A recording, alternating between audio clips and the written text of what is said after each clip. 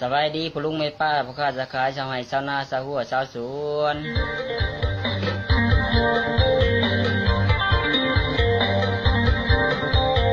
มาแล้วเด้อพี่น้องเด้อดีเจบีมาฮอดแล้วมาเอาเนี้ยมันไปไหวมาเอาในมันไปวานผู้ใดขี้ข้านบ่มีไหวดอกเห็ดแนว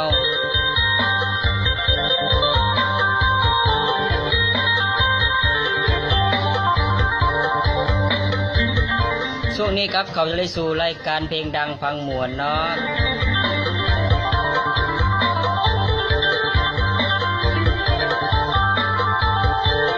มาฝากพี่ตอนน้องให้ได้หับได้ชมได้ฟังกันเสียงเพลงดีๆมีสระนาหู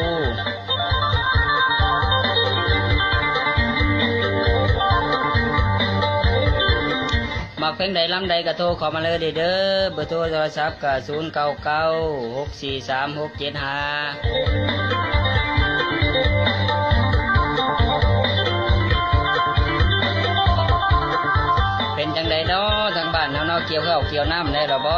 ทางลาวพุ่นเนาะ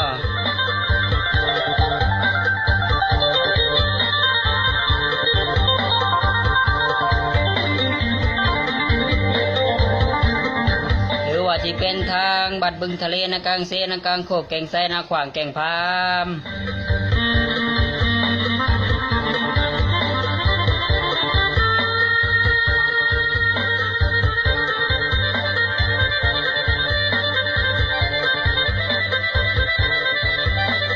รวมมาทางบ้านเดือบ้านตูมเนาะพิเศษบ้านนาโพเด้อ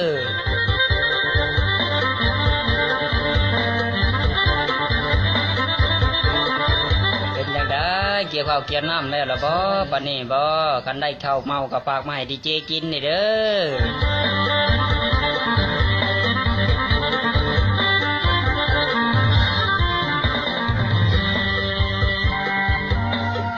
ขอเพลงขอลำก็โทรเข้ามาเลยเนาะ0996436175เนาะบ่ดีเจรับสายก็แป๊บหนึ่งเด้อโหลสบายดี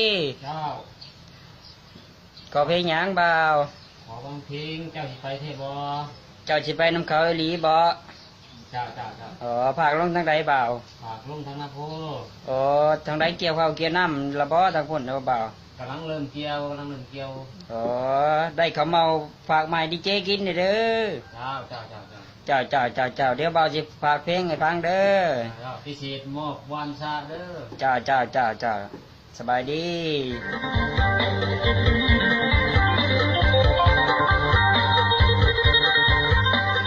ผลงานเพลงเนาะเจ้าสิไปนำเขารีบอจากเบาซิดนะโพเปิ้นโทรมาขอประจำ